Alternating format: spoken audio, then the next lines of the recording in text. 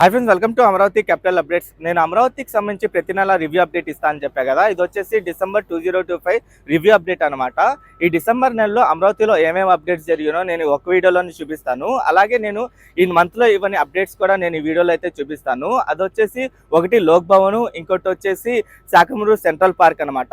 అలాగే ఈ డిసెంబర్ నెలలో జరిగిన హైలైట్స్ ఏంటంటే, ఈ సీడ్ యాక్సెస్ రోడ్డు ఫేజ్ 2 నిర్మాణంలో భాగంగా వెంకటపాలెం దగ్గర నుండి ఉండవల్లి వైపు మధ్యలో ఉన్న బీఆర్టీ రోడ్ని 1.5 కిలోమీటర్ల వరకు తార్ రోడ్డు కంప్లీట్ చేసి కరకట్ట రోడ్డుతో కనెక్టివిటీ అయితే ఇచ్చారు.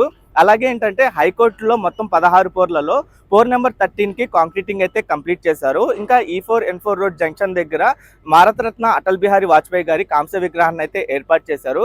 ఇప్పుడు మనం కరెక్ట్గా స్టీల్ బ్రిడ్జ్ దగ్గర అయితే ఉన్నాము.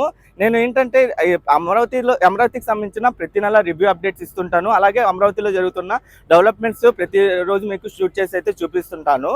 ఇంకా ఏంటంటే ఈ రివ్యూ అప్డేట్కి సంబంధించిన సపరేట్గా మన ఛానల్లో ప్లేలిస్ట్ కూడా క్రియేట్ చేశాను.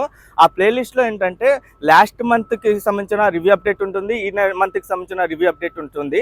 మీరు లాస్ట్ మంత్కి ఈ మంత్కి కంపేర్ చేసుకొని కూడా చూడొచ్చు. ఈ వీడియో కొంచెం లెంత్ అయినా ఏంటంటే దయచేసి స్కిప్ చేయకుండా ఎండ్ వరకు చూడండి. ఇప్పుడు మనం స్టీల్ బ్రిడ్జ్ దగ్గర ఉన్నాం కదా.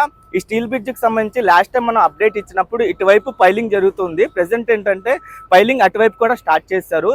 చాలా స్పీడ్గా వర్క్స్ అయితే జరుగుతున్నాయి. ఇంతకు ముందు ఈ స్టీల్ బ్రిడ్జ్ ఎలా ఉందంటే